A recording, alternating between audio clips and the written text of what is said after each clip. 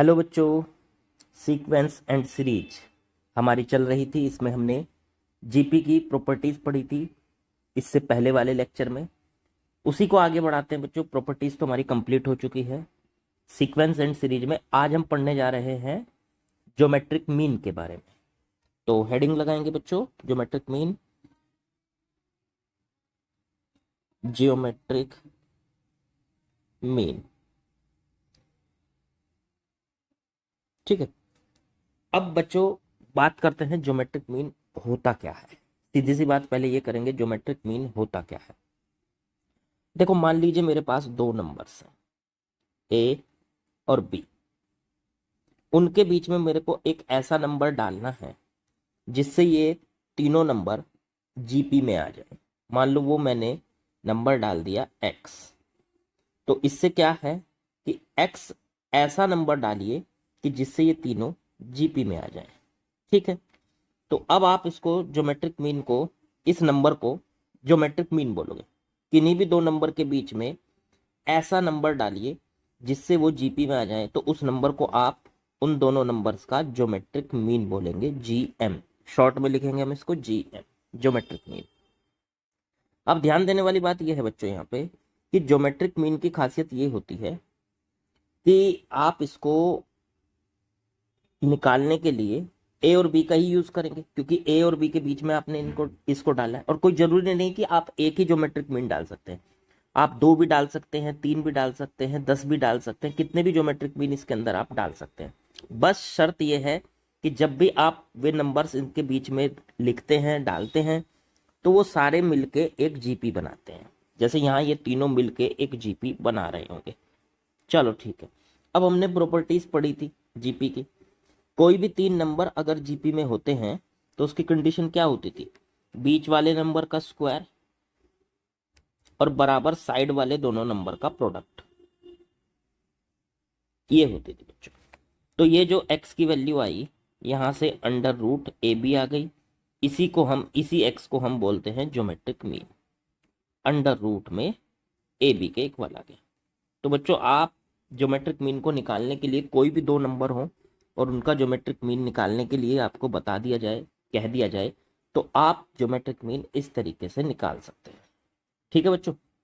Under root a B, दो number A B. याद करो अर्थमेटिक मीन क्या होता था। मान लीजिए ए और बी दे रखे हैं, उनका अर्थमेटिक मीन क्या होता था? याद करो, मैं साइड में लिखता हूं। उनका अर्थमेटिक मीन होता था सर, ए और बी को ऐड करके 2 से डिवाइड कर दो। ये होता था उनका अर्थमेटिक मीन। अब याद कर लो, ए और बी अगर दे रखे हैं तो उनका ज्योमेट्रिक मीन होता है अंडर रूट ए बी, या हम इसको ऐसे भी लिखते हैं ए बी की पावर अंडर रूट की जगह 1/2 भी लिख सकते हैं पावर।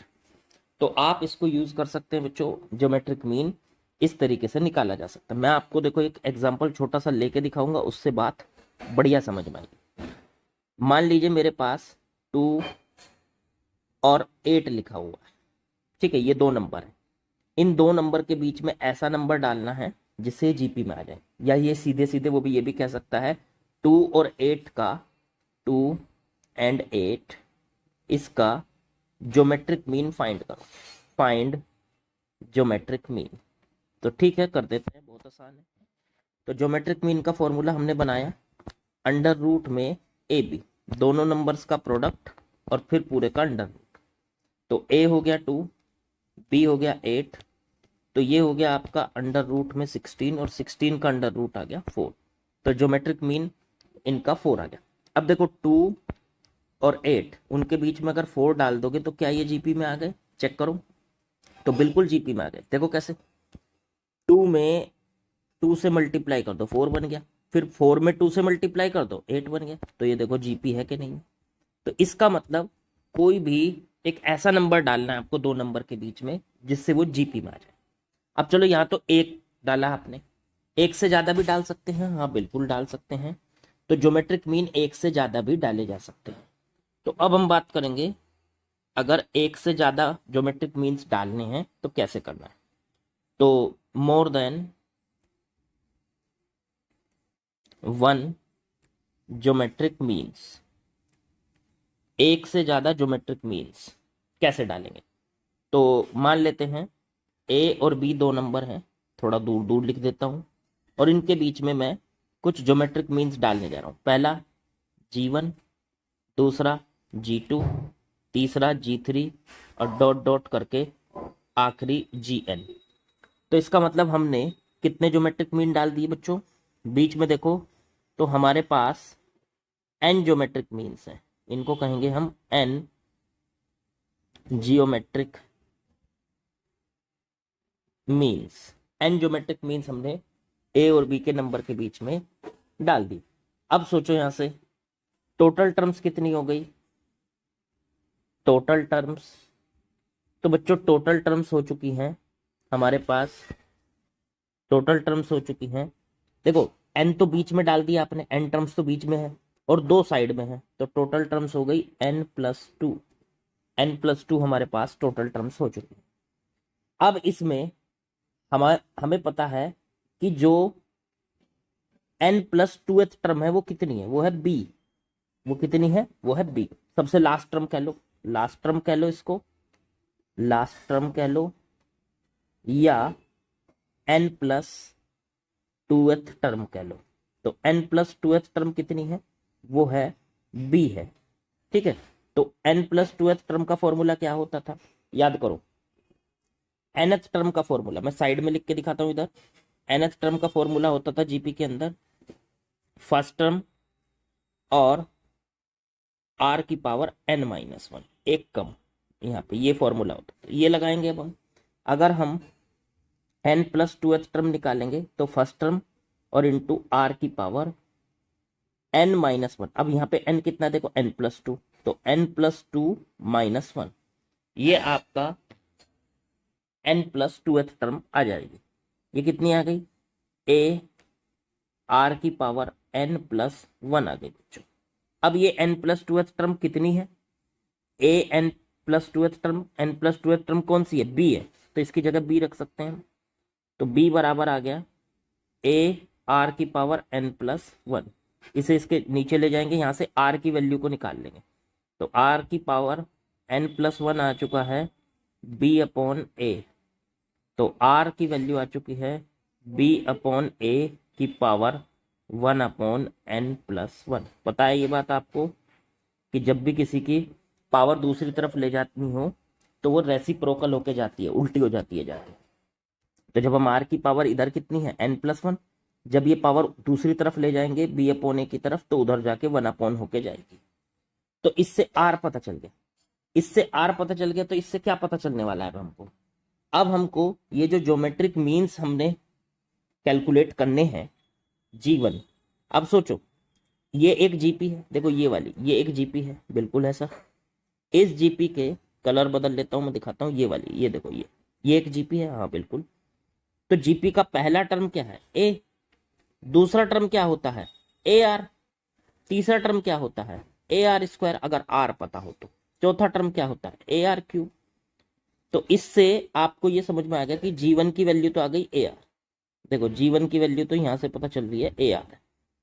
चलो तो ar की वैल्यू हम ये निकाल चुके हैं साइड में, b/a की पावर n+1, 1/n+1।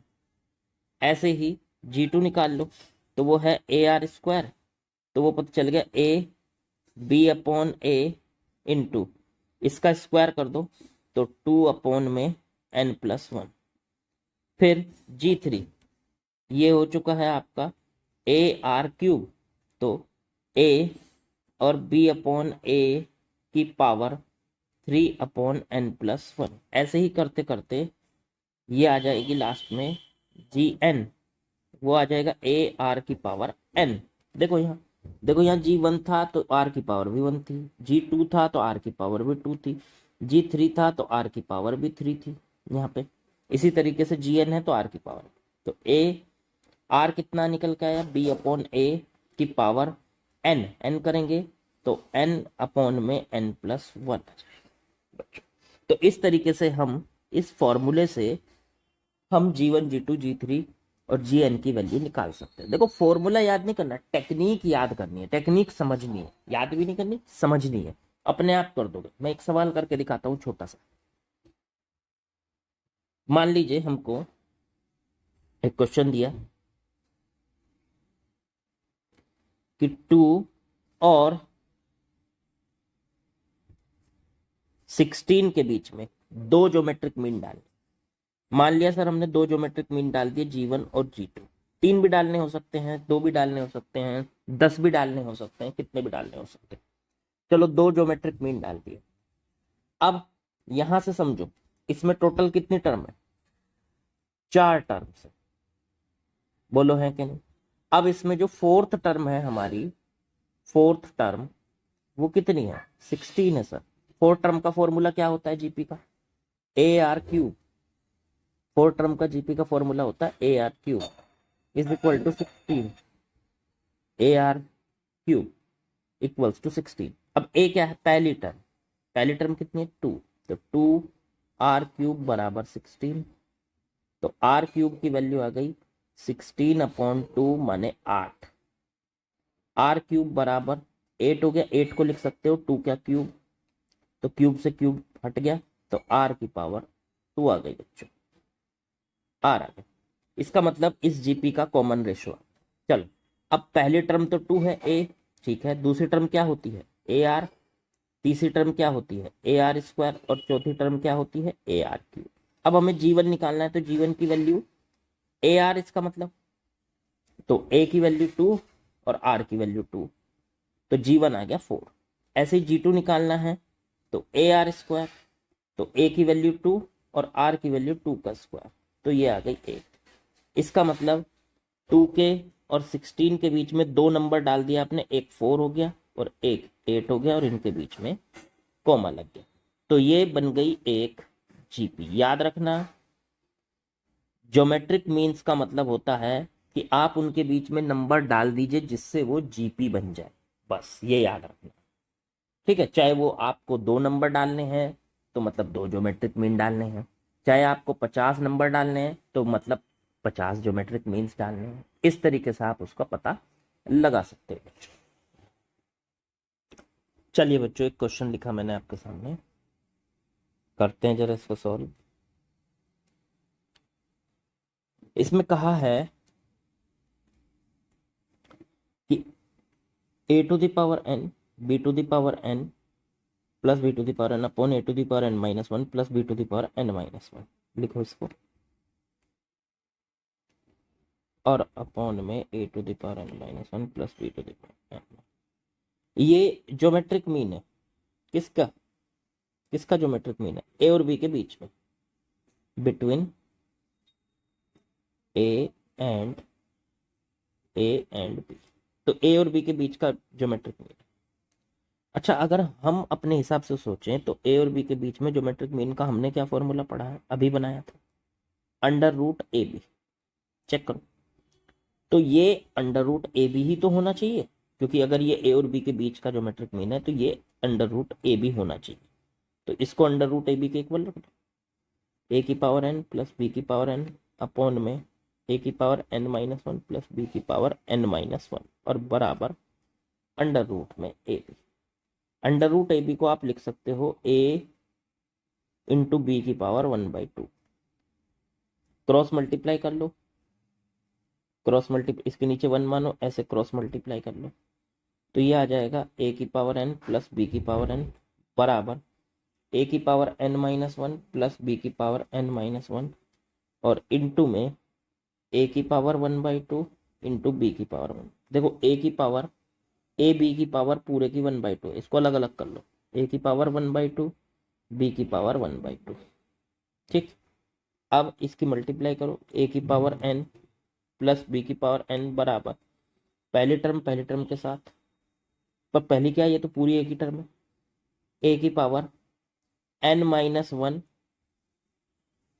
और ए की पावर है यहाँ 1/2, तो ऐड हो जाएंगी पावर, मल्टीप्लाई में पावर ऐड हो जाती है, और बी की पावर 1/2 जो कि 2 प्लस अब दूसरी टर्म की पूरी टर्म के साथ, तो ए की पावर 1/2 जो कि 2, बी की पावर एन माइनस 1 प्लस 1/2, ए की पावर एन प्लस बी की पावर एन बराबर ए की पावर यहाँ पे बचा एन माइनस 1/2 और बी की पावर 1/2 प्लस ऐसे ही यहाँ पे बचा ए की पावर 1/2 बी की पावर एन माइनस 1/2।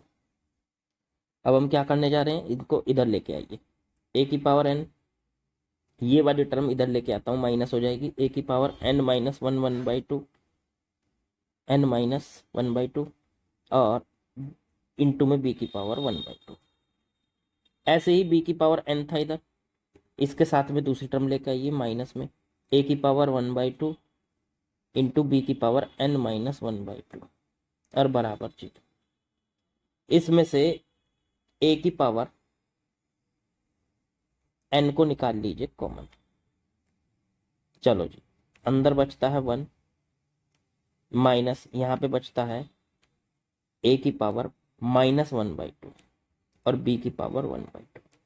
ऐसे ही यहाँ से बी की पावर एन को निकाल लीजिए, अंदर बचता है बी की वन माइनस ए की पावर वन बाई टू और बी की power minus one by two, और बराबर चीज। चेक करो, अगर हम इसमें से वन माइनस ए की पावर, कुछ कॉमन आ रहा है? नहीं आ रहा, नहीं आ रहा, नहीं आ रहा। एक काम करो, थोड़ा सा करेक्ट करते हैं इसको बच्चों, कॉमन हम कुछ और लेते हैं, इस तरह से लेंगे ताकि कॉमन आए कुछ, ठीक है ना। कॉमन इस तरह से लेंगे कि बाद में भी लास्ट में भी कॉमन आ जाए जाके।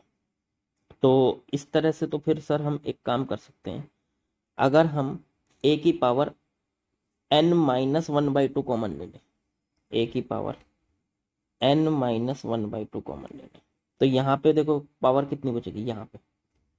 एक काम करो, ए की पावर यहाँ पे टोटल कितनी है एन, उसमें से n minus one by two बाहर आ गई, तो एन में से n minus one by two बाहर आ गई, तो इसका मतलब n minus n plus one by two, n से एन कट गया तो वन बाई टू बची अंदर, तो ए की पावर वन बाई टू यहाँ बच गई, और माइनस ये पूरी की पूरी टर्म बाहर, तो बी की power one by two, plus ऐसे ही यहाँ से बी की power N minus one by two को बाहर लिया, तो अंदर बची बी की पावर वन बाई टू बची, और माइनस में ए की पावर वन बाई टू बची। अब चेक करो, अब कॉमन आ सकता है इसमें, देखो ये दोनों टर्म एक जैसी है, बस माइनस का फर्क है, तो माइनस के साथ कॉमन ले लेंगे, तो या बिना माइनस के कॉमन ले लेंगे तो यहाँ माइनस छोड़ जाएगी ये टर्म, तो आप ये कह सकते हो, या फिर एक काम कर लो, ए की power N minus one by two, A की power one by two minus B की पावर वन बाई टू, यहाँ पे माइनस कॉमन निकाल लो, माइनस बाहर आ जाएगा, बी की power N minus one by two, अंदर बचा ए की power one by two minus B की पावर वन बाई टू, और बराबर में जी। अब यहाँ से ए की power one by two minus B की पावर वन बाई टू, इसको कॉमन ले लिया, अंदर बचा ए की power N minus one by two minus B की power N minus one by two, और बराबर जीरो। अब सोचो, पहली टर्म तो जीरो हो नहीं सकती, ये क्यों? क्योंकि ए और बी बराबर आ जाएंगे उससे, तो अब ए और बी तो बराबर है नहीं, क्योंकि उनका ज्योमेट्रिक मीन निकालना है। चलो दूसरी टर्म ये बराबर, ये जीरो हो सकती है भाई, दो फैक्टर जीरो, जब दो फैक्टर मल्टीप्लाई में होते हैं, या तो पहला जीरो होता है या दूसरा जीरो होता है, या दोनों जीरो होते हैं। अब पहला तो जीरो हो नहीं रहा, तो दूसरा फैक्टर जीरो है, A N minus one by two minus B की power N minus one by two बराबर जीरो रख दो, इसे उधर ले जाओ, ए की power N minus one by two बराबर उधर जाके प्लस हो जाएगा बी की power N minus one by two, इसे इसके अपॉन में ले आओ बच्चों, तो ए बटे बी पूरे की whole power N minus one by two, और उधर बचा वन। वन को क्या लिख सकते हो आप सर? वन को हम लिख सकते हैं ए बटे बी की पावर जीरो, क्योंकि किसी भी नंबर की पावर जीरो वन ही होता है। अब कंपेयर कर दो दोनों तरफ, ए बटे बी इधर भी है, ए बटे बी इधर भी है, power N minus one by two और इधर पावर जीरो, तो n minus one by two का मतलब जीरो के इक्वल आ गया, तो एन की वैल्यू बच्चों कितनी आ गई? One by to. इस तरीके से आप एन की वैल्यू इसमें रखिए, तो आपको इसका ज्योमेट्रिक मीन मिल जाएगा जो हमें इसने दिया था। तो एन की वैल्यू वन बाई टू, मतलब ऑप्शन सी करेक्ट हो गया हमारा बच्चों। बिल्कुल आसान सा सवाल था, आगे बढ़ते हैं। चलिए बच्चों, एक और क्वेश्चन लिखा मैंने आपके सामने, सेम यही क्वेश्चन इसी बुक से जेई मेन में आ चुका है, मतलब बुक में पहले से था, जेई मेन में बाद में आया। तो क्वेश्चन को देखते हैं क्या कह रहा है ये, एक एक करके इन्फॉर्मेशन लिखो। क्वेश्चन करने का तरीका होता है, पहले आप फुल इन्फॉर्मेशन लिख लीजिए, धीरे धीरे प्रैक्टिस हो जाएगी, फिर आपको कोई नहीं रोक सकता क्वेश्चन करने से। ठीक है। दिया क्या, if A is the arithmetic mean of B and C, B और सी के बीच में, या ये कह लो बी एंड सी का अर्थमेटिक मीन जो है वो ए है, तो बी और सी का अर्थमेटिक मीन कैसे निकालेंगे? अर्थमेटिक मीन का फॉर्मूला होता था दोनों नंबर का एडिशन अपॉन में 2, और ये ए है तो मतलब ए की वैल्यू बी प्लस सी अपॉन 2 दे रखी है। चलो पहले इसका कहाँ यूज करना है, कहीं ना कहीं यूज हो गई, इसे हम इक्वेशन फर्स्ट कह देते हैं। फिर उन्होंने कहा and two geometric means are G1 G2, और बी और सी के बीच में दो ज्योमेट्रिक मीन डालनी है हमने, G1 और G2। ठीक बच्चों, तो ठीक है, बी और सी के बीच में हमने दो ज्योमेट्रिक मीन। अब सोचो ज्योमेट्रिक मीन डालने से ये क्या बन गई, जीपी बन गई। बिल्कुल ठीक है, ये जीपी का कौन सा टर्म है, सी, फोर्थ टर्म, तो a r cube is equal to c. Fourth term कितनी है, सी है। ए क्या है, पहली टर्म, पहली टर्म क्या है यहाँ पे बी, तो ए की जगह तो रख दो बी, आर क्यूब बराबर सी, तो आर क्यूब की वैल्यू आ गई सी बटे बी। आर की वैल्यू बच्चों सी बटे बी की पावर 1/3। इस तरीके से आप इसको निकाल सकते आर की। इससे क्या आ गया, इससे दो बातें आई अलग अलग। G1 आ गया, देखो पहली टर्म होती है ए, दूसरी टर्म होती है ए आर, तीसरी टर्म होती है ए आर स्क्वायर। तो इसका मतलब G1 की वैल्यू तो आ गई ए आर, और G2 की वैल्यू आ गई ए आर स्क्वायर। ए क्या है, पहली टर्म, पहली टर्म तो बी है, आर क्या निकल के आया, सी बटे बी की पावर 1/3। इसे सॉल्व करेंगे तो देखो बी की पावर नीचे 1/3 है, ऊपर 1 है, तो ऊपर बची बी की पावर 2/3 और सी की पावर 1/3। इसे सॉल्व करके ऐसे ही ए तो है बी, आर आ गया सी बटे बी की पावर, आर का स्क्वायर है तो 2/3 हो गया, 1/3 पावर पहले से थी उसका स्क्वायर कर दिया तो 2/3। अब यहां से बी की पावर 1/3 बची और सी की पावर 2/3 बची, तो G1 और G2 की वैल्यू निकल के आ गई। G1 की वैल्यू निकल के आ गई बी की पावर 2/3 और सी की पावर 1/3, और G2 की वैल्यू आ गई बी की पावर 1/3 और सी की पावर 2/3। ये आपको याद रखना है। चलो जितनी बातें उन्होंने दी थी वो हमने कैलकुलेट कर ली। अब उससे आगे देखो उन्होंने क्या पूछा है, उन्होंने पूछा है कि अगर G1 का क्यूब और G2 का क्यूब लैम्डा ABC है तो लैम्डा की वैल्यू बताओ। तो देखो G1 का क्यूब करते हैं प्लस G2 का क्यूब करते हैं और इसको लैम्डा ABC के बराबर रखते हैं। चलो ये दिया है, अब G1 की वैल्यू क्या रख देते हैं यहाँ, G1 की वैल्यू जो निकाली है आपने वो है b की पावर 2/3 सी की पावर 1/3 का होल क्यूब। ऐसे G2 की वैल्यू निकाली है b की पावर 1/3 सी की पावर 2/3 का होल क्यूब इक्वल्स टू में लैम्डा ABC। अब बच्चों जब क्यूब करेंगे तो दोनों तरफ, जैसे a और b का होल क्यूब है तो a का क्यूब अलग हो जाता है, b का क्यूब अलग हो जाता है, देखो साइड में मैंने लिखा है। ऐसे ही यहाँ पे b की पावर 2/3 है उसका क्यूब करेंगे तो पावर से पावर कट जाएगी, तो b की पावर 2/3 का क्यूब करेंगे, फिर c की पावर 1/3 का क्यूब करेंगे, प्लस ऐसे b की पावर 1/3 का क्यूब करेंगे, और c की पावर इंटू में c की पावर 2/3 का क्यूब करेंगे बराबर लैम्डा ABC। देखो क्यूब से पावर 1/3 कट गई चारों टर्म में, यहाँ बचा बी स्क्वायर सी प्लस यहाँ बचा BC² बराबर लैम्डा ABC।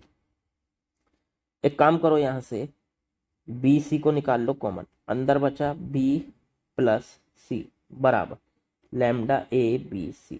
C से C कट गया, B से B कट गया, B प्लस C की वैल्यू ऊपर से देखो, ये फर्स्ट इक्वेशन जो हमने लिखी थी, यहाँ से B प्लस C की वैल्यू इस 2 की मल्टीप्लाई इधर कर लो, 2A आ रही है, रख दो इधर, तो B प्लस C की जगह 2A बराबर लैम्डा A से A कट गया, लैम्डा की वैल्यू बच्चों 2 आ गई।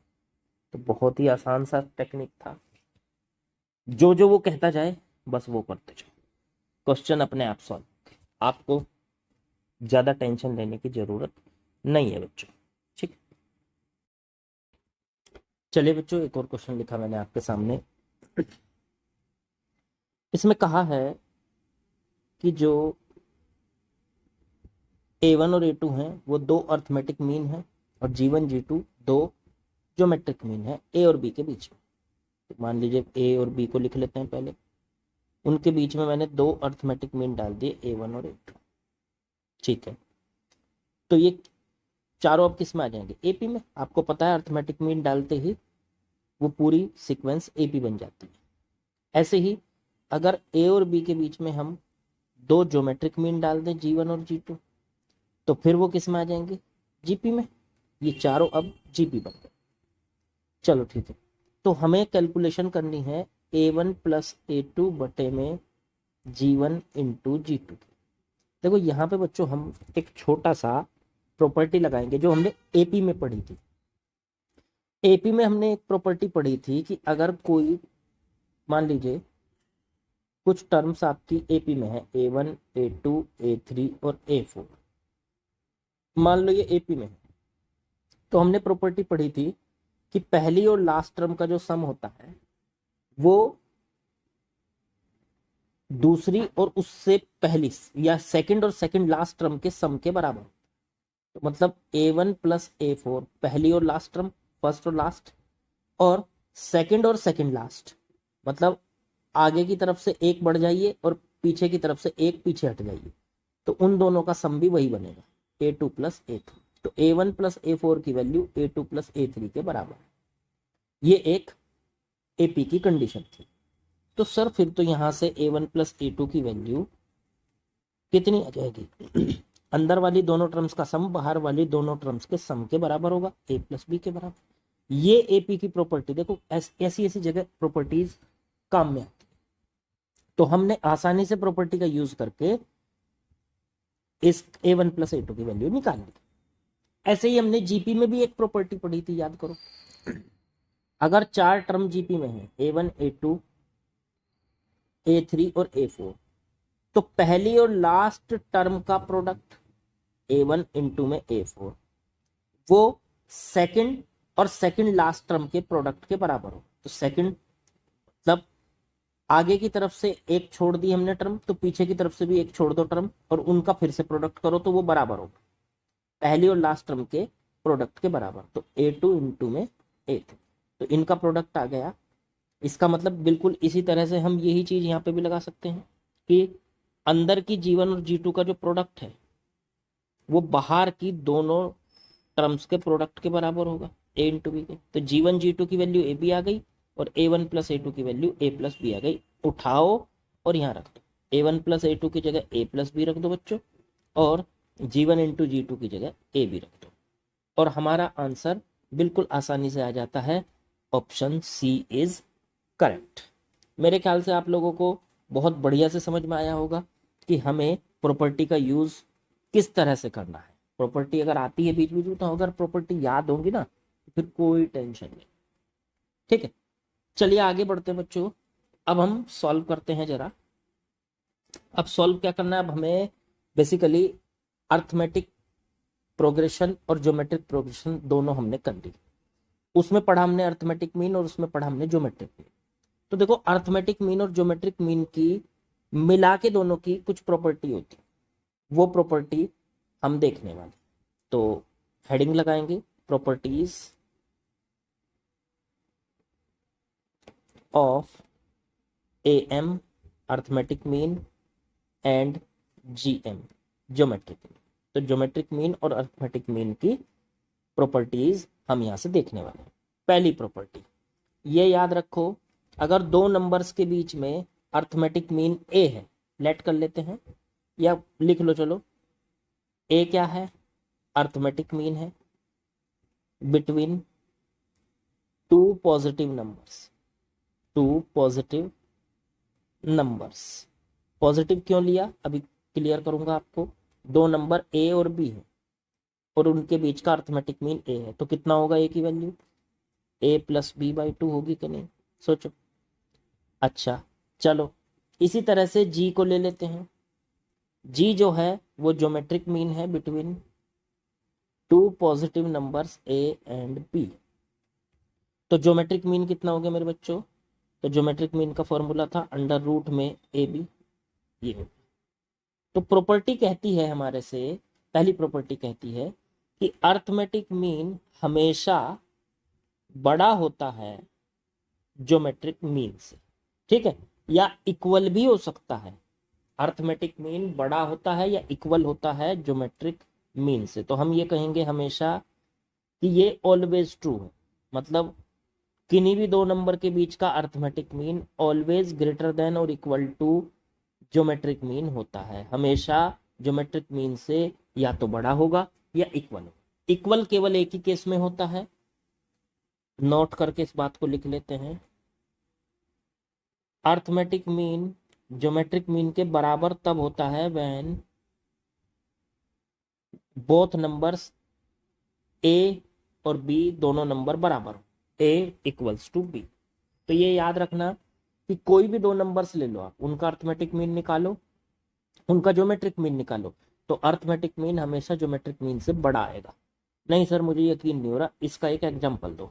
चलो जी एग्जांपल ले लो, यकीन करो। मान लीजिए दो नंबर हैं, एक है 2 और एक है 8, ठीक है। इन दोनों का अर्थमेटिक मीन निकालो, तो वो आएगा सर 2 + 8 अपॉन में 2।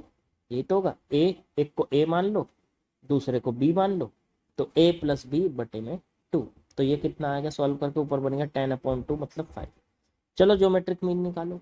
तो ज्योमेट्रिक मीन अगर निकाले तो वो आएगा अंडर रूट में 2 × 8, ये बन गया अंडर रूट 16 माने 4। देखो अर्थमेटिक मीन कितना है 5 और ज्योमेट्रिक मीन कितना है 4। तो देखो यहाँ से साफ साफ पता चल रहा है कि अर्थमेटिक मीन बड़ा है ज्योमेट्रिक मीन से, क्योंकि 5 बड़ा है 4 से। तो मेरी बात, अब आप कहोगे सर ये एक आध, मान लीजिए इस पर्टिकुलर केस में ही बड़ा है और में ना आए बड़ा, लेकिन मैं आपसे बता दूं ये हर केस में बड़ा होगा। नंबर कुछ भी हो, उन दोनों का अर्थमेटिक मीन करो और ज्योमेट्रिक मीन करो, तो हमेशा अर्थमेटिक मीन ज्योमेट्रिक मीन से बड़ा आएगा। मैं आपको इसका प्रूफ भी दे देता हूं किस तरह से। मान लेते हैं अर्थमेटिक मीन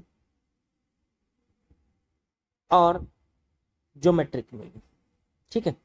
इस बात को एक काम करते हैं, हम कैलकुलेशन करते हैं अर्थमेटिक मीन और ज्योमेट्रिक मीन। हम मानते हैं, लेट कर लेते हैं कि अर्थमेटिक मीन ज्योमेट्रिक मीन से बड़ा है। पहले लेट कर लिया हमने, फिर इस बात को प्रूफ कर देंगे कि हाँ ऐसा है। चलो अर्थमेटिक मीन की वैल्यू क्या लिख सकते हैं? a + b/2। ज्योमेट्रिक मीन की वैल्यू क्या लिख सकते हैं? Under root a b. इस 2 की मल्टीप्लाई कर लो इधर, क्रॉस मल्टीप्लाई करके इधर, तो ये बन गया a + b greater than 2 × under root a b. बोलो लिख सकते हैं कि नहीं? अब मैं यहां से इधर ले आऊं अगर इसको a + b और माइनस का 2 अंडर रूट ए बी और ग्रेटर देन 0। अगर मैं ये देखूं कि ये देखो ये तीनों टर्म क्या बन रही है, क्या ये under root a minus under root b का होल स्क्वायर बन रही है? कैसे?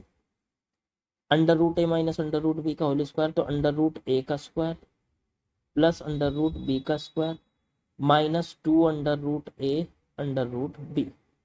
तो ये बन जाएगा अंडर रूट ए का square a, under root b का स्क्वायर बी, और ये माइनस में 2 अंडर रूट ए बी। तो इसका मतलब a + b minus 2 under root a b को आप a - b a under root a minus under root b का होल स्क्वायर लिख सकते हो। तो इस पूरे की जगह देखो a + b minus 2 under root a b की जगह under root a minus under root b का होल स्क्वायर लिख दिया। अब सोचो, अब हम लेके चले थे कि a g से बड़ा है, उससे हमारे पास ये कंडीशन आ गई। क्या ये कंडीशन ट्रू है? क्या ये कंडीशन सही है? तो बिल्कुल सही है। देखो हमेशा याद रखो, ये कंडीशन हमसे कह रही है कि under root a minus under root b का होल स्क्वायर 0 से बड़ा होगा। 0 से बड़ा होगा मतलब पॉजिटिव होगा। तो आप खुद सोचो, क्या ये पॉजिटिव है क्वांटिटी? तो whole square is always positive. कभी भी किसी का स्क्वायर करोगे, मान लो -3 का भी स्क्वायर करोगे, तो वो भी प्लस का 9 आ जाएगा। तो किसी भी क्वांटिटी का स्क्वायर किया आपने, under root a minus under root b का होल स्क्वायर किया, तो whole square quantity always positive होती है। तो इसलिए हम ये कह सकते हैं कि ये कंडीशन तो हमेशा ट्रू होनी है। तो हमने जो माना था ए जी से बड़ा है वो बात यहाँ पे ट्रू साबित हुई, क्योंकि ये कंडीशन क्या हुई, ट्रू हुई। ये कंडीशन ट्रू, पॉजिटिव ऑलवेज। क्या लिख सकते हो आप इसको कि होल स्क्वायर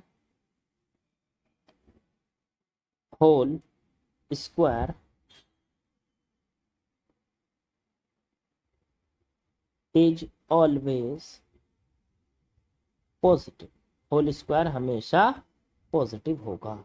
ये बात ऑलवेज ट्रू है, ट्रू ऑलवेज, हमेशा ट्रू होगी ये बात। तो इसका मतलब जो हम लेट करके चले थे कि ए जी से बड़ा है, वो हमारी बात एकदम ट्रू है, सच है, सत्य है। ठीक है, तो हम ये कहेंगे ये इतनी इंपॉर्टेंट प्रॉपर्टी है कि इनइक्वलिटी में तो इतना काम आएगी, बहुत ज्यादा। ठीक है, कि अर्थमेटिक मीन हमेशा ज्योमेट्रिक मीन से बड़ा होता है, ए हमेशा जी से बड़ा होता है। ठीक है ना। अच्छा, यहाँ पे एक छोटा सा आपको कंफ्यूजन ये रह सकता है कि यहाँ पे हमने ये क्यों लिखा कि ए और बी दोनों पॉजिटिव नंबर होने चाहिए। देखो एक चीज याद रखना, ये बात भी नोट करके, छोटी छोटी बातें हैं पर पूरी क्लियर होनी चाहिए। ए और बी दोनों पॉजिटिव होने इसलिए जरूरी है क्योंकि अर्थमेटिक मीन तो आप निकाल सकते हो, नेगेटिव नंबर भी हो चाहे, ए प्लस बी बटे 2 होता है। ठीक है, अगर नेगेटिव ए मान लीजिए प्लस का 2 है और बी माइनस का 4 है, तो इन दोनों को ऐड करके ए और बटे में 2 किया तो ये आ गया -1। अर्थमेटिक मीन तो माइनस वाली टर्म्स का भी निकाल सकते हो, लेकिन ज्योमेट्रिक मीन नहीं निकल सकता अगर ए, क्योंकि ज्योमेट्रिक मीन का फॉर्मूला होता है √AB, और ए की वैल्यू मान लो 2 ले ली और बी की वैल्यू -4 ले ली, तो अंडर रूट के अंदर माइनस में 8 बन गए, जो कि पॉसिबल नहीं है। इसलिए ज्योमेट्रिक मीन कभी भी निकलता है तो दो पॉजिटिव नंबर्स का ही ज्योमेट्रिक मीन निकलेगा। ठीक है, तो ज्योमेट्रिक मीन के लिए ये कंडीशन है, इसलिए ए और बी को क्या कहा गया था बच्चों, पॉजिटिव बोला गया था। तो ये छोटी छोटी चीजें हैं जो आपको ध्यान रखनी है। अच्छा, तो पहली प्रॉपर्टी बहुत इंपॉर्टेंट कि अर्थमेटिक मीन हमेशा ज्योमेट्रिक मीन से बड़ा होगा या इक्वल भी हो सकता है। इक्वल केवल उसी केस में हो सकता है जब दोनों नंबर्स जिनके बीच में आप ज्योमेट्रिक मीन और अर्थमेटिक मीन निकाल रहे हो वो दोनों नंबर इक्वल हो, तभी ज्योमेट्रिक मीन और अर्थमेटिक मीन इक्वल होता है। लेकिन अगर नंबर इक्वल नहीं है तो ज्योमेट्रिक मीन हमेशा बड़ा होगा, सॉरी अर्थमेटिक मीन हमेशा बड़ा होगा ज्योमेट्रिक मीन से। ठीक, तो ये कंडीशन बार बार लगेगी, नोट करके इस बात को फिर से लिख देता हूं आपके सामने कि अर्थमेटिक मीन चाहे दो ही नंबर के बीच का हो चाहे और इससे भी ज्यादा नंबर्स के बीच का हो, अर्थमेटिक मीन हमेशा ज्योमेट्रिक मीन से बड़ा होता है या इक्वल होता है। इंपॉर्टेंट कंडीशन है, बार बार लगेगी, जेई में तो क्वेश्चन इसमें भर भर के पूछे जाते हैं। ठीक है, इस कंसेप्ट पे भर भर के, एडवांस की बात कर रहा हूँ बच्चों। चलो प्रॉपर्टी नंबर 2 की बात करते हैं। प्रॉपर्टी नंबर 2, अच्छा एक चीज याद रखना, आपने क्वाड्रेटिक इक्वेशन बच्चों पढ़ी हो, किसी भी क्वाड्रेटिक इक्वेशन के दो रूट होते हैं, जैसे ax² + bx + c = 0। तो अगर यहां से कैलकुलेशन करें तो x की दो वैल्यू आएंगी, ठीक है, जो इस इक्वेशन को सेटिस्फाई करेंगे। उन x की वैल्यूज को हम बोलते हैं इस क्वाड्रेटिक के रूट्स। ठीक है, तो किसी भी क्वाड्रेटिक के दो रूट्स होते हैं, एक को मान लेते हैं अल्फा और दूसरे को मान लेते हैं बीटा। बच्चों बोलो होते हैं कि नहीं? तो किसी भी क्वाड्रेटिक के दो रूट होते हैं, हाँ। तो ये जो दूसरी प्रॉपर्टी है ये क्वाड्रेटिक पर बेस्ड है, इसलिए मैंने आपको याद दिलाया कि कोई भी क्वाड्रेटिक जो होती थी आपने पढ़ी थी उसके हमेशा दो रूट होते थे, एक अल्फा होता था और एक बच्चों बीटा होता था। ठीक, तो मैं आपको बताऊं, मान लीजिए हमारे पास एक इक्वेशन है, वो है x² - 2ax और +g² और बराबर g। याद रखना ये इक्वेशन, इस इक्वेशन में अगर a अर्थमेटिक मीन है दो नंबर्स के बीच में और g ज्योमेट्रिक मीन है दो नंबर्स के बीच में, वे दो नंबर हैं a और b, तो याद रखो ये इक्वेशन एक ऐसी खास इक्वेशन है जिसके रूट्स खुद a और b हैं, यही इसके रूट्स हैं। तो आप इसको ऐसे याद रख सकते हैं कि अगर वो आपसे बोले कि दो नंबर ए और बी दे रखे हैं, ठीक, और एक इक्वेशन दे रखी है आपको जिसमें अर्थमेटिक मीन और ज्योमेट्रिक मीन यूज हो रहे हैं, अर्थमेटिक मीन और ज्योमेट्रिक मीन यूज हो रहे हैं, ऐसी इक्वेशन, तो वो इक्वेशन क्या होनी चाहिए, एक्स स्क्वायर माइनस 2ax और प्लस जी स्क्वायर, तो उसके रूट हमेशा ए और बी होंगे। नहीं सर प्रूफ करके दिखाओ, चलो प्रूफ भी कर देते हैं। एक्स स्क्वायर माइनस 2, ए की जगह क्या लिख सकते हो आप, अर्थमेटिक मीन ए प्लस बी अपॉन 2 इंटू में एक्स, प्लस जी की जगह क्या लिख सकते हो, अंडर रूट ए बी उसका होल स्क्वायर और इक्वल्स टू में जी। देखो ए की वैल्यू रख दी मैंने, जी की वैल्यू रख दी, इक्वेशन देखो और इससे फिर इसके रूट निकालो, तो एक्स स्क्वायर 2 से 2 कट गया, ये आ गया माइनस में ए प्लस बी इंटू में एक्स और प्लस ये आ गया ए बी और बराबर में जी। यहां से हम एक्स स्क्वायर माइनस ए एक्स माइनस का बी एक्स प्लस का ए बी बराबर 0 कह सकते हैं। एक्स कॉमन ले लो तो ये अंदर रह गया एक्स माइनस ए, माइनस बी कॉमन ले लो, नहीं सॉरी हाँ माइनस बी कॉमन ले लो तो एक्स माइनस ए बराबर 0, तो एक्स माइनस ए को कॉमन निकाल लो तो एक्स माइनस ए इंटू एक्स माइनस बी बराबर 0।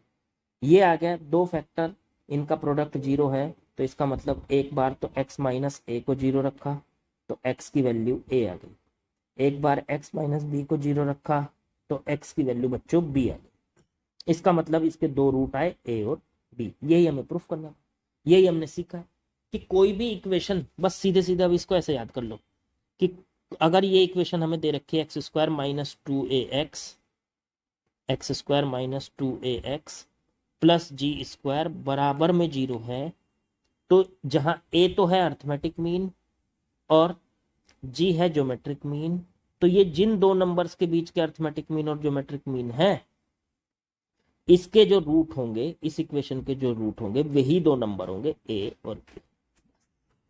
ठीक है, ये आपको डायरेक्ट कहीं पे यूज हो तो यूज कर सकते हो आप इसको, कि कोई भी इक्वेशन जो अर्थमेटिक मीन और ज्योमेट्रिक मीन से बनी है, वो कोई भी इक्वेशन नहीं, ये खास तौर की इक्वेशन, इसी तरीके की इक्वेशन, यही इक्वेशन, और अर्थमेटिक मीन और ज्योमेट्रिक मीन ए और बी के बीच के ज्योमेट्रिक मीन है, मतलब ए और बी का अर्थमेटिक मीन ए है और ए और बी का ज्योमेट्रिक मीन जी, और उससे ये इक्वेशन बनाई जाएगी, तो इस इक्वेशन के रूट ए खुद ए और बी निकल के आएंगे। ठीक है बच्चों, तो ये प्रॉपर्टी भी आपको याद रखनी। चलिए आगे बढ़ते हैं, बात करते हैं प्रॉपर्टी नंबर 3 की। थर्ड प्रॉपर्टी हमसे कहती है कि अगर ए अर्थमेटिक मीन है बिटवीन ए एंड बी और बी जी ज्योमेट्रिक मीन है बिटवीन ए एंड बी, ठीक है, तो आपको मैं बता दूं, तो वो अगर ए और जी आपको दे रखे, ठीक, और आपसे पूछ ले भाई नंबर बताओ, स्मॉल ए और स्मॉल बी वे नंबर कौन से हैं जिनके अर्थमेटिक मीन और ज्योमेट्रिक मीन आपको दिए हुए, तो याद रखना वो जो नंबर्स होते हैं, then numbers A and B are, तो नंबर्स ए और बी क्या होंगे, तो होंगे A plus under root A square minus G square and B होगा A minus under root A square minus G square. तो ये दोनों नंबर, भाई सीधी सी बात बताऊं, अगर किन्हीं दो नंबर्स के अर्थमेटिक मीन और ज्योमेट्रिक मीन दोनों दे दिए जाए और वो नंबर्स पूछ लिए जाए, तो आप सीधे सीधे कह सकते हो वो दोनों नंबर होते हैं A plus under root A square minus G square और A minus under root A square minus G square. For example के तौर पे बताता हूं, मान लो किसी के अर्थमेटिक मीन 4 है, ठीक है बच्चों, और किसी का ज्योमेट्रिक मीन, देखो ये तो 4 हो गया, या ये इसको 5 ले लो, ये तो है 5, अर्थमेटिक मीन दे रखा है 5, ठीक, और जी ज्योमेट्रिक मीन दे रखा है आपको 3, दो नंबर्स का अर्थमेटिक मीन और ज्योमेट्रिक मीन आपको दे रखा है। आपको ये भी पता है कि अर्थमेटिक मीन हमेशा बड़ा होगा और ज्योमेट्रिक मीन हमेशा छोटा, तो वो दोनों नंबर्स क्या होंगे, अर्थमेटिक मीन और ज्योमेट्रिक मीन दे रखे हैं, तो वो दोनों नंबर्स बताओ। तो ए की वैल्यू तो मैंने कहा ए plus under root A square minus G square, रख दो इसकी वैल्यू। ए क्या है 5 प्लस अंडर रूट 5 का स्क्वायर माइनस 3 का स्क्वायर, ये कितना बन गया? तो ये बन गया सर 5 प्लस 5 का स्क्वायर 25 माइनस 9 तो 16 का अंडर रूट 4, तो पहला आंसर आ गया 9। ऐसे दूसरा नंबर होगा A minus under root A square minus G square, तो ये हो जाएगा 5 माइनस इस बार 4 माइनस में चला गया, तो दूसरा नंबर हो गया। तो इसका मतलब वे दोनों नंबर क्या है, एक 9 है और एक 1 है। और सोचो अगर 9 और 1, ए की वैल्यू तो 9 आ गई और बी की वैल्यू 1 आ गई। अगर इनका अर्थमेटिक मीन निकाला जाए, सोचो सोचो क्या आएगा, ऊपर मत देखो नीचे देखो। अगर 9 का और 1 का अर्थमेटिक मीन तो वो आएगा sir a plus b by 2, मतलब 9 प्लस 1 बाई 2 माने 5। और ज्योमेट्रिक मीन निकाला जाए तो अंडर रूट ए बी माने अंडर रूट 9 इंटू 1, तो 9 का अंडर रूट 3 आएगा। देखो वही आ रहा है ऊपर कि अर्थमेटिक मीन और ज्योमेट्रिक मीन अगर दे रखे हैं तो आप इस प्रॉपर्टी का यूज करके सीधे सीधे वो दो नंबर बना सकते हो, सीधे सीधे वो दो नंबर बना सकते हो, ठीक है। और अगर आप ये कहना चाहते हो कि ये फॉर्मूला सर आया कहाँ से, तो हमने अभी ऊपर एक इक्वेशन पढ़ी थी, देखो ये वाली इक्वेशन पढ़ी थी। हमने कहा था कि इसके जो रूट है वो ए और बी होते हैं कुछ।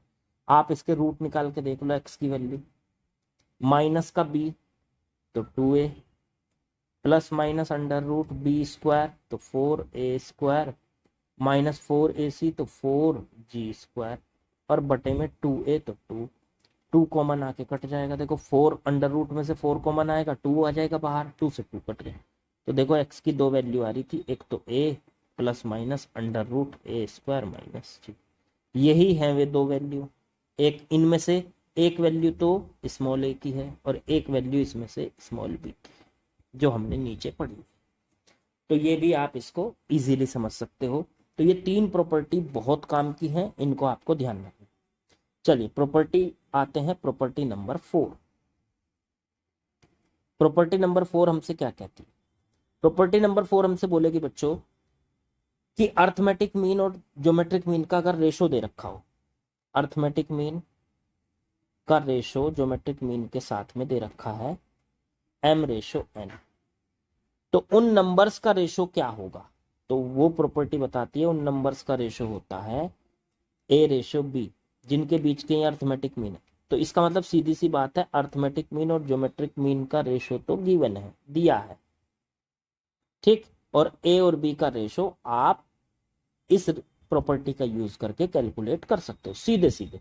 उन नंबर्स का रेशो जिनके अर्थमेटिक मीन और ज्योमेट्रिक मीन का रेशो दिया है, उन नंबर्स का रेशो होता है m plus under root m square minus n square ratio m minus under root m square minus n square, ये रेशो होता है। ये आपको मान लीजिए अर्थमेटिक मीन और ज्योमेट्रिक मीन का रेशो दिया हो तो आप दो नंबर्स या उन दोनों नंबर्स के बीच का रेशो इससे प्रॉपर्टी से याद रख सकते हो कि ये होता है। जैसे एक एग्जांपल मैं आपको दूं, मान लीजिए ए और जी का रेशो दिया है, आप लोगों को ए और जी का रेशो दिया है, वो दिया है 5/4, ऐसा कुछ दिया है, ठीक है। और आपसे पूछ लिया बताओ उन दो नंबर्स का रेशो क्या होगा, तो उन दो नंबर्स का रेशो प्रॉपर्टी के हिसाब से सोचा जाए तो अगर ए और जी का रेशो दे रखा है तो दो नंबर्स का रेशो ए और बी का रेशो, जिनके कौन से दो नंबर्स हैं, जिनके अर्थमेटिक मीन ए है और जिसका ज्योमेट्रिक मीन जी है, तो उनका रेशो m प्लस माइनस ऊपर plus m square minus n square बटे में m माइनस अंडर रूट में m square minus n square. अब देखो m की जगह क्या रखेंगे, इसका रेशो a अपॉन जी का रेशो, तो इनका रेशो m और n हो तो ऊपर वाली वैल्यू तो m है और समझो नीचे वाली वैल्यू बच्चों n है। तो m की वैल्यू 5 प्लस अंडर रूट में 5 का स्क्वायर माइनस 4 का स्क्वायर बटे में नीचे वाली 5 माइनस अंडर रूट में 5 का स्क्वायर माइनस 4 का स्क्वायर। चेक करो ऊपर कितना बचा, तो 5 प्लस 25 माइनस 16 9 बचा, 9 का अंडर रूट 3 और नीचे बचा 5 माइनस 3, तो ऊपर आ गया 8 और अपॉन में नीचे आ गया 2, रेशो आ गया 4:1। तो इसका मतलब उन नंबर्स का रेशो कितना होगा 4:1, जिनके अर्थमेटिक मीन और ज्योमेट्रिक मीन का रेशो 5:4 है, उन नंबर्स का रेशो 4:1 आएगा आंसर। ठीक, तो ये प्रॉपर्टी भी बच्चों आपको ध्यान रखनी है, इंपॉर्टेंट प्रॉपर्टी है सारी। ठीक, आसानी से आप इनको याद रख सकते हो, कोई दिक्कत नहीं है, क्वेश्चंस आप करते चले जाओगे सब और बढ़िया से याद। अब एक बात नोट करके और याद रखना, कभी कभी वो अर्थमेटिक मीन ऐसे भी दे देता है कि 2 नंबर्स नहीं, 2 से ज्यादा नंबर्स का अर्थमेटिक मीन निकालना। जैसे मेरे को A1 A2 A3 कई सारे नंबर्स हैं AN तक, इन सब का अर्थमेटिक मीन निकालना। तो अभी तक तो हम ज्यादातर 2 नंबर के बीच में अर्थमेटिक मीन पढ़ रहे हैं, लेकिन 2 से ज्यादा नंबर्स का अगर अर्थमेटिक मीन निकालना है तो उसका आसान तरीका है, सारे नंबर्स को ऐड कर दो, A1 plus A2 plus A3 up till AN तक, और जितने भी नंबर हैं उनसे डिवाइड करो। मान लीजिए 5 नंबर है तो 5 से डिवाइड करो, अगर 10 नंबर है तो 10 से डिवाइड करो, और n नंबर है तो n से डिवाइड कर दो। ये अर्थमेटिक मीन निकालने का तरीका होता है। ठीक, इसके बाद ऐसे ही होता है ज्योमेट्रिक मीन निकालने का तरीका। अब 2 नंबर्स के बीच में तो ज्योमेट्रिक मीन कैसे निकालते हो आप, अंडर रूट AB से।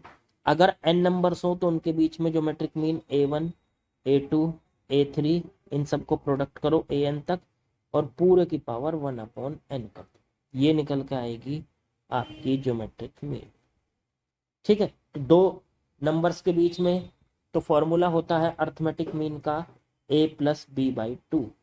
3 नंबर्स होंगे तो ये तो 2 नंबर्स के लिए, 3 नंबर्स होंगे तो A plus B plus C/3, 4 numbers होंगे तो A plus B plus C plus D/4। इस तरीके से जितने नंबर होंगे सबका अर्थ।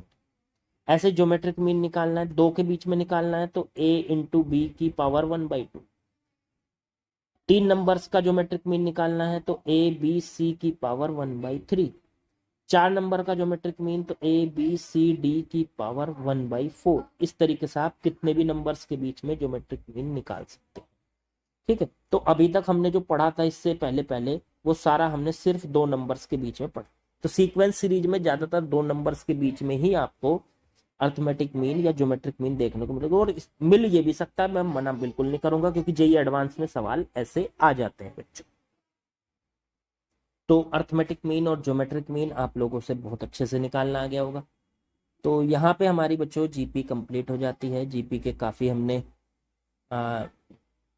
क्वेश्चंस भी किए हैं, उनको ध्यान से समझा भी है। ठीक है, तो जीपी हमारी यहाँ पे कंप्लीट हो जाती है बच्चों।